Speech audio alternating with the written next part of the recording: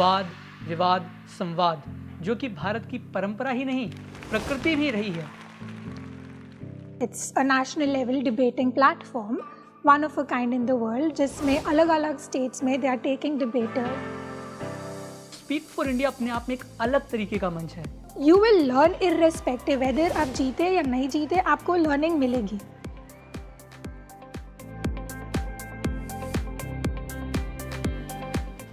Hi, I am Mudit Mohan Sharma, winner of Federal Bank's Speak for India Delhi NCR edition 2022-23. Hi, my name is Mansi Pilla. I was the runner-up for Speak for India by Federal Bank 2022-23 edition. जब मैं first year में था तो मुझे मेरे दोस्तों ने बताया कि स्पीक फॉर इंडिया नाम का एक डिबेट कंपटीशन होता है। डिबेट जो कि मेरा पैशन है। मैंने सोचा क्यों ना मैं भी इसमें पार्टिसिपेट करूं। मैंने पार्टिसिपेट किया, मैं फर्स्ट राउंड में पास हुआ, फिर मैं सेकंड राउंड में भी पास हो गया और फिर जब मैं थर्ड राउंड सेमीफाइनल में पहुंचा, पास नहीं हो पाया और फाइनली मैं सेमीफाइनल में बाहर हो गया। लेकिन मैंने उसी दिन ये तय कर लिया था कि एक ना एक दिन मैं इस कॉम्पिटिशन में जीतूंगा ज़रूर।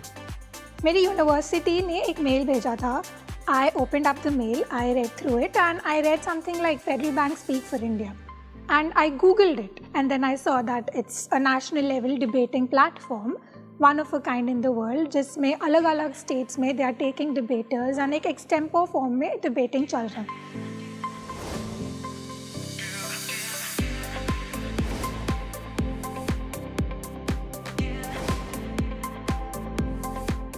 वाद विवाद संवाद, जो कि भारत की परंपरा ही नहीं प्रकृति भी रही है।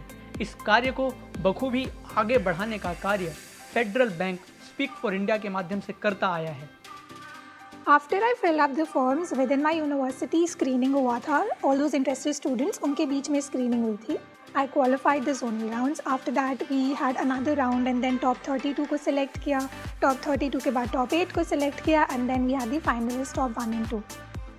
नॉर्मली जब हम बात डिबेट की करते हैं तो डिबेट में पॉलिटिकल साइंस या फिर फिलॉसफी ये कोर आइडियाज़ माने जाते हैं जहाँ पर डिबेट होती है। लेकिन स्पीक फॉर इंडिया अपने आप में एक अलग तरीके का मंच है। जैसा कि अगर मैं बात करूँ पहले राउंड की, तो मुझे पहले राउंड में AI टॉपिक मिल गया, जो कि नॉर्मली डिबेट के जोन से बिल्कुल अलग का टॉपिक था। तो मेरी जो न्यूज़पेपर रीडिंग हैबिट्स थी उनकी बदौलत मैं अपनी चीज़ों को अच्छे से फ्रेम कर पाया कि अगर 3 मिनट का टाइम है तो फर्स्ट 1 मिनट में मुझे अपने आप को टॉपिक लोगों को समझा देना है, फिर सेकंड मिनट में मुझे अपने आर्ग्यूमेंट्स रखने हैं और लास्ट मिनट में मुझे एक काउंटर पॉइंट देना है और अपना कंक्लूजन रखना है। कंपटीशन जीतने के बाद the amount of recognition जो आपको मिलती है, that is immense. And it's not just good for the recognition part, but later on in your CV, it gives you a huge prospect when you're applying for jobs. The fact that Delhi NCR edition में आपने इतने सारे लोगों को हरा के you won a competition, then that's a great opportunity for your CV, for your career.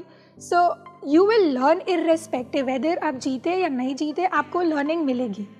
Speak for India कितना बड़ा मंच है, इस बात का अंदाज़ा आप इस बात से लगा सकते हैं कि जब मैं ग्रैंड फिनाले में था, मेरे आगे chief guest external affairs minister Meenakshi Lekhi ma'am बैठी हुई थी। उन्होंने मुझसे कहा कि बेटा आप कितनी देर बोलने वाले हैं। मैंने बोला मैम मैं सिर्फ 3 मिनट बोलूँगा।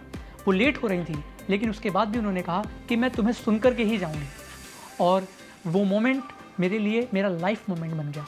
You will learn a lot. Winning or not winning is a second criteria, but participating is the most important point. अगर आप भी मानते हैं कि आप एक अच्छे वक्ता हैं, अच्छी डिबेट कर सकते हैं, अच्छे विचार रखते हैं, तो ज़रूर पार्टिसिपेट कीजिए स्पीक फॉर इंडिया में। नमस्कार।